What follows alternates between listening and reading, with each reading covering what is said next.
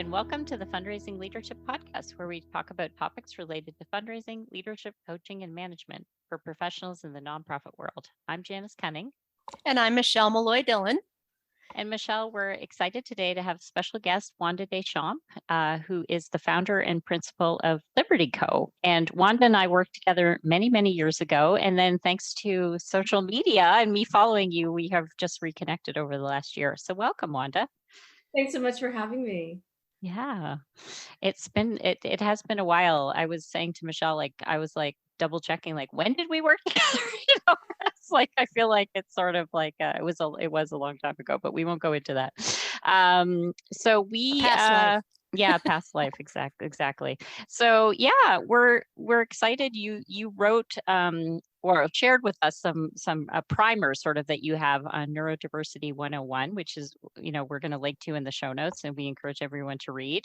But we wanted to talk a little bit today about your work and what you do, and then also your own journey, like how you came to this. So let's start with what is Liberty Co. and what is it you're up to in the world? And what is neurodiversity? In what order?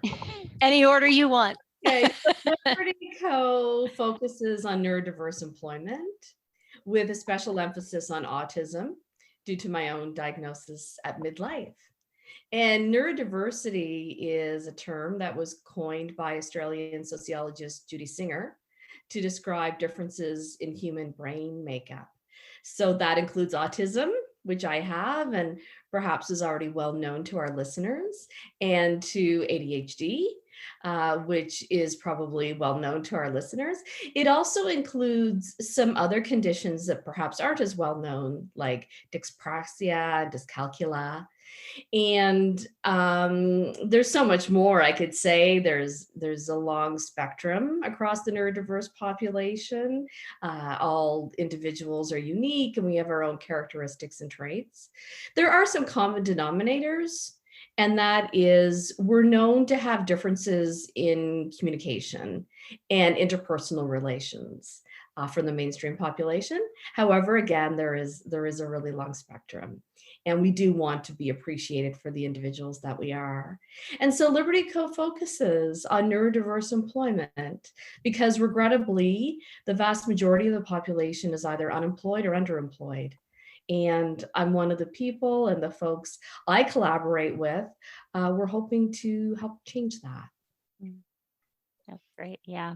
And so, as you alluded to, it's, and again, like I said, we kind of reconnected because I was following you on social media and I was so interested in what you were talking about. And so you did have this autism diagnosis, as you said, midlife. So tell us a little bit about what that was like, and then what was the impact for you on your career? So I was diagnosed a month before my 47th birthday. So it definitely was at midlife, and it followed the diagnosis of our younger son, and our older son had been diagnosed prior.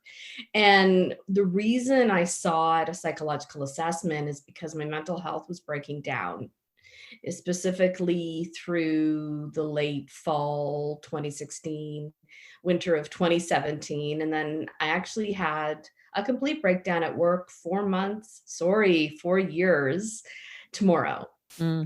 And I had a previously scheduled doctor's appointment the day after we received the diagnosis of our younger son, which was a few weeks after this specific challenge at work. And I said to the doctor, I'd like my own assessment. I think I have it too. And so what was it like? It was very clarifying for me because I always felt different. And obviously there's so much more I could say, when you get diagnosed at midlife, there's a story behind you of several decades.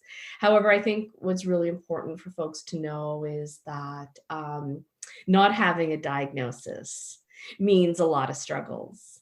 And I'm not saying that I got my diagnosis and everything was great in 24 hours. That's certainly not true. In fact, I heard someone mention recently, it's not the end of the diagnosis, it's just the beginning. Mm-hmm.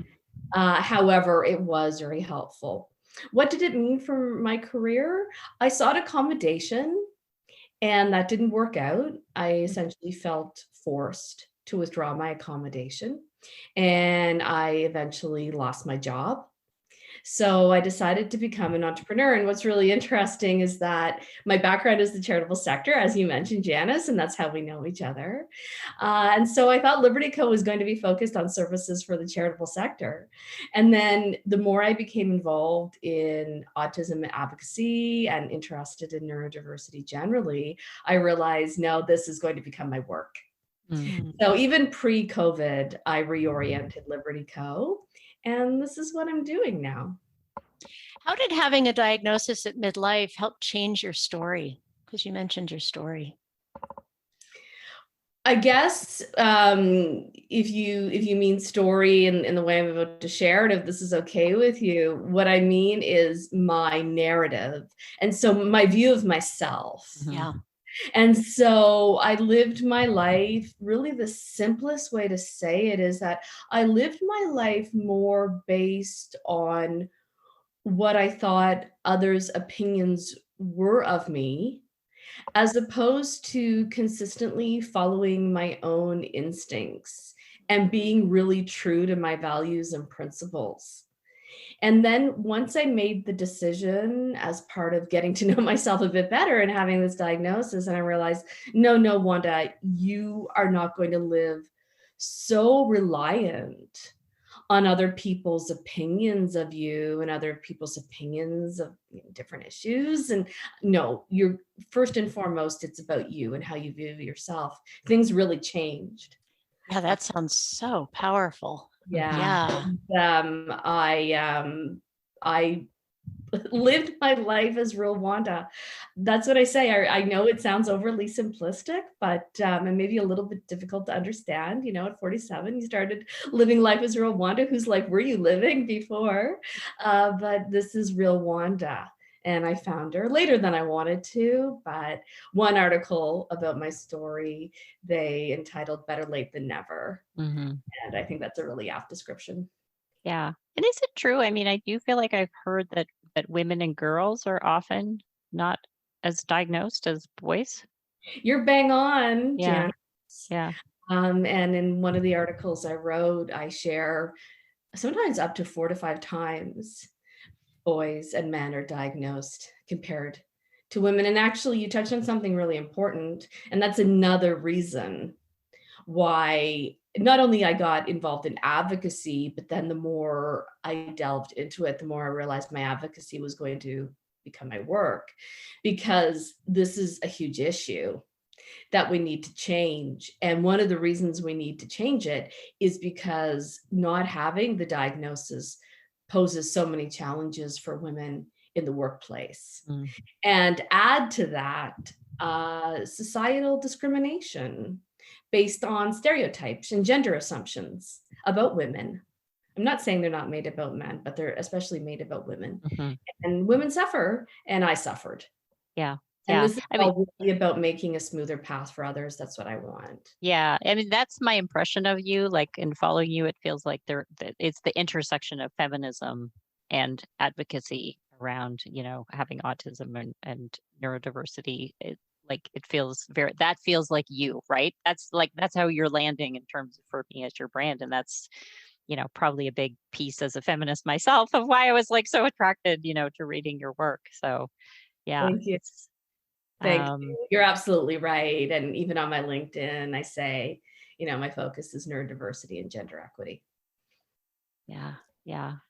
What are the challenges in getting companies on board with hiring neurodiverse people?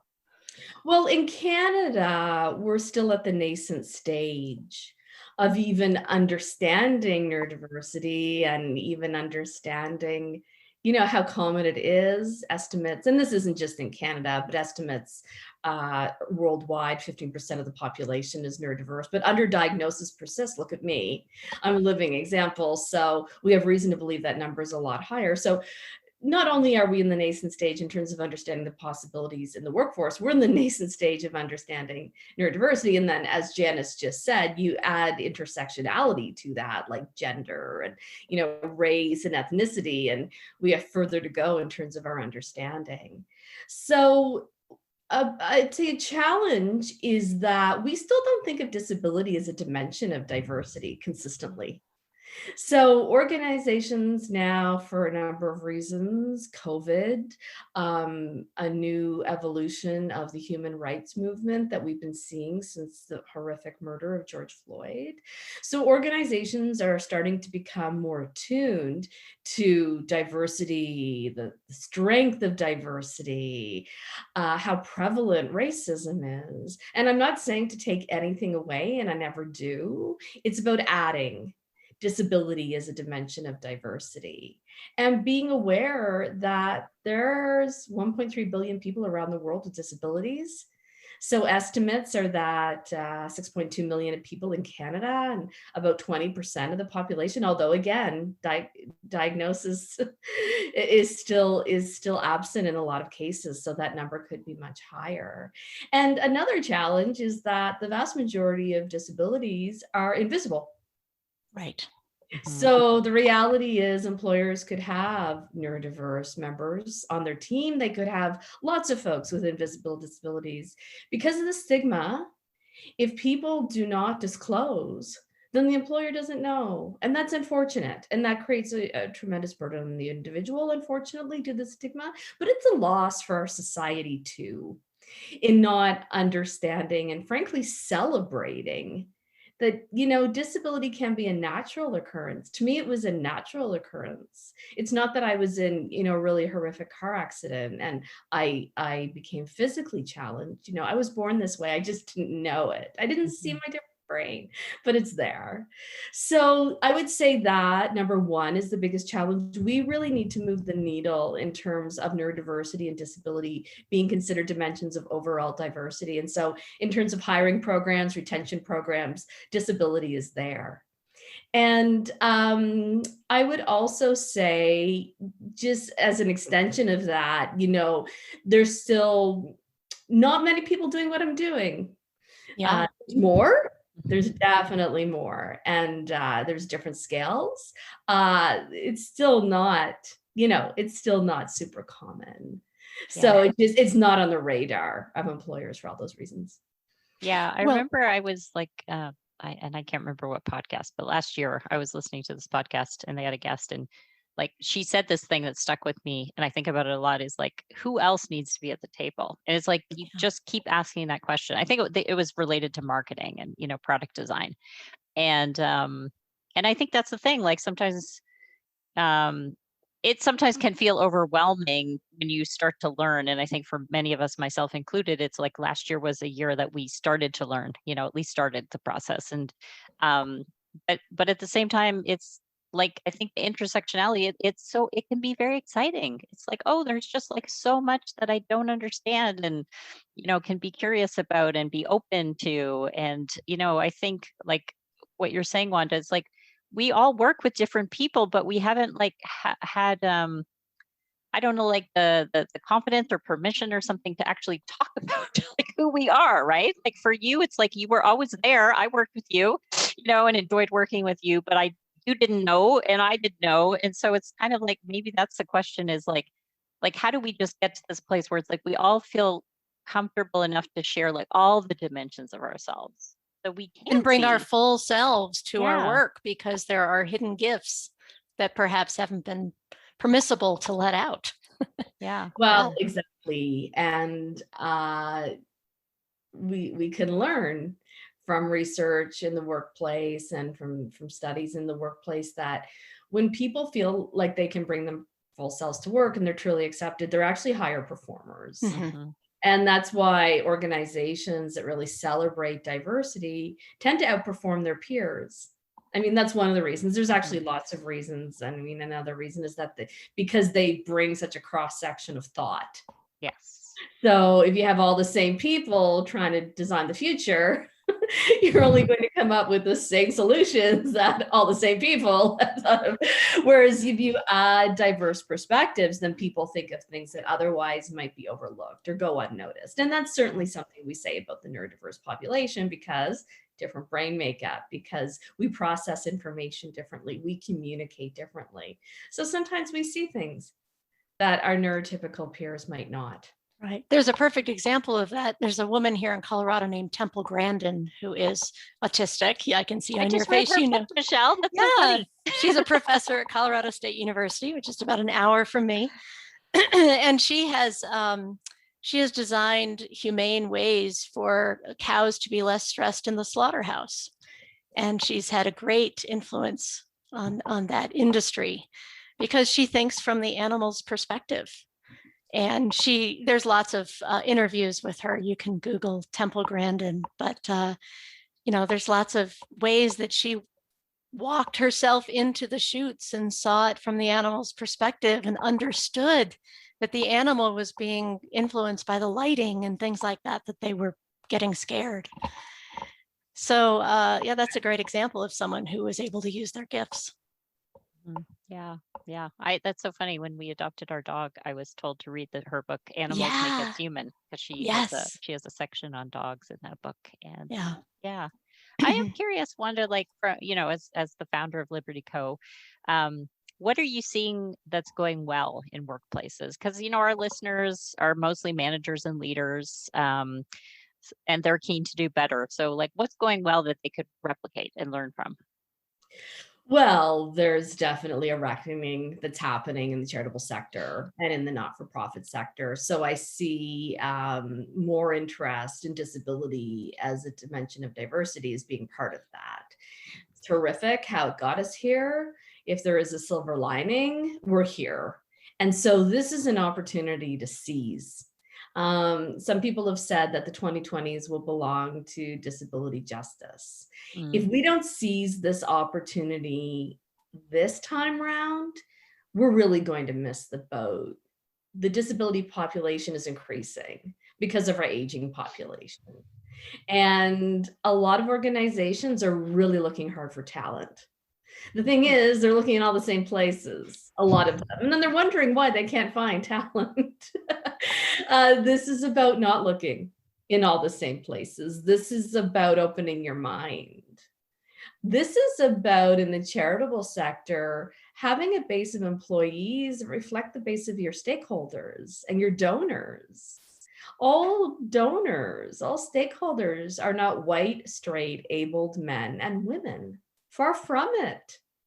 So many donors, newcomers, people of color, racialized individuals, LGBTQ, 2+, disability community members. So I encourage the charitable sector leaders, managers, team members to really think of it that way. And back to your point about a seat at the table.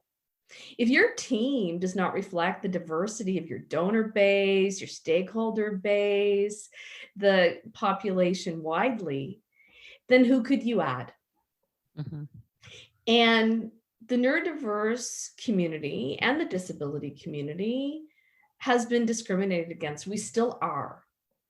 What does this mean? In some cases, low self-esteem, depression, anxiety. You can't use the same job postings that you used 5 or 10 years ago and then think you're going to bring on new talent. You have to rethink those and educate yourself. But don't be fearful. And we can do this. Look at the change that we're bringing forward in terms of other dimensions of diversity. So we can do this in terms of disability. That's great. So if you were, let's say, I'm sure there's somebody listening today who's planning to hire, in the next little while. What would you say to them as a nonprofit social sector, manager? What would you like them to do differently this time when they hire? Number one is take a look at your job postings. Do they really send the message that you are about inclusive hiring? Take a look at the language that you use. Take a look at the qualifications. Right away, are you sending the message, no, we're really interested in drawing from the same talent pool we have from the past 25 years. And look at your overall presentation. So look at your website. Is your website white, straight, abled men and women? Is your social media presence about white, straight, abled men and women. People can tell, people notice, people go to websites and they view social media threads to understand what the organization's about. And they can tell if you don't have any photos, if you don't have any links, if you don't have content that is connected to all kinds of different diverse populations, well, then rethink, are you really committed to the tenets of inclusive hiring? And get advice. If you can't afford to retain someone who's a consultant in this area, there's all kinds of free resources online. So Accessibility Canada, Inclusion Canada, Mentorability Canada. Take a look. There's a new website that was just launched about inclusive hiring. And there's something like 200 free resources around disability. There is a free online course now available through UBC about autism in the workplace. Take the course. It's something like 3.5 hours. You know, do these things, or hope, you know, if not everyone on the team can do that, I understand, but you know, a few different people do a few different things. This will send a very different message to the neurodiverse population when you bring folks in for interviews or in your postings. If you say things like, we really celebrate, this is what we're doing, this is what we've done, this is what we're going to do, and you have photos that show all kinds of different people, that will ring true. And the neurodiverse population, and you know, there is a really, really long spectrum, but generally people with disabilities are known as being really loyal and hardworking employees. And we're very loyal, sometimes to a fault. And we're looking for employers that are really demonstrating the messages that they're extending. So chances are, if you do all this, you could get a really loyal, hardworking employee. Thank you for that clear advice. I just love that. And it feels, the way you map it out, Wanda, it's like, of course, you know, to be able to attract employees that can be their fullest self at work and offer their unique skills and their unique ways of being will only make the organization much thrive in such a fuller way, and then also attract donors from all sorts of different segments of society and involvement from them. So it's like this ripple effect that I hear. And it starts with inclusive, I can't say it, inclusion. I'll just say that word. Inclusion. Yes, yeah. And I must say, like, I look at my cousin's children, you know, who are sort of in their early 20s, and I feel a lot of hope for the future. I do feel like that, you know, they're the next sort of wave of girls that will be entering the workforce. And they grew up in high school, you know, very differently, thank God, than we did, you know. So yeah, I love what you said, Wanda. It's kind of like, let's hope that this decade really is a turning point. Let's hope that we use what we've all been through, you know, to, like, the fact that for many of us, like many people were working at home, had a little bit of time to maybe see things that they didn't see before, and that we can learn and do better. And along that lines, we'd like to give, as you know, people something to try. And so I know you have a hashtag for us to follow. Tell us a little bit about the hashtag and what we might learn from following it. Yeah, Inclusion Revolution. I mean, it was really the moment my life changed. I was watching a live stream of the Disability Employment Panel from the World Economic Forum in Davos, Switzerland, 2019. And Caroline Casey and Paul Pullman, who have founded this initiative called the Valuable 500, were speaking. And that's about seeking commitment from 500 of the world's top companies to put disability on the agendas of the highest decision-making bodies in the organization. And they talk so much about the employment rates, rather really the unemployment rates of the disability population. And that's when I knew that I was going to use my platform, one of tremendous privilege, to champion disability employment. And they call it the inclusion revolution because those 500 companies are really revolutionizing the way we think about disability, especially disability employment. And so from that moment forward, I started using Inclusion Revolution, and I use it consistently. And Caroline Casey knows that I do. And Caroline Casey is visually challenged. She's from Ireland. And Paul Pullman, who's really been the top CEO, he's now the former CEO of Unilever. And they're seeing this through. They have over 470 commitments. They're going to get 500. And Caroline was crying and saying, this is the first time disability employment has been on the world stage like this. And I was crying too. My life was changed forever. And that's when I knew, Wanda, this isn't a choice. This is a responsibility because of your privilege. You will help create a smoother path for others so that they can disclose safely in the workplace, that even before they disclose in the workplace, they can enter the workplace and they can stay, because the vast majority of the disability population can be employed and we want to be employed. So that's the inclusion revolution. And I do hope we'll have some more followers after folks listen to this. Nice. Yeah. It's like I can feel your passion just ringing out, and you're like, talk about living your purpose. Yeah. Yeah. Really powerful. Thank you, Wanda.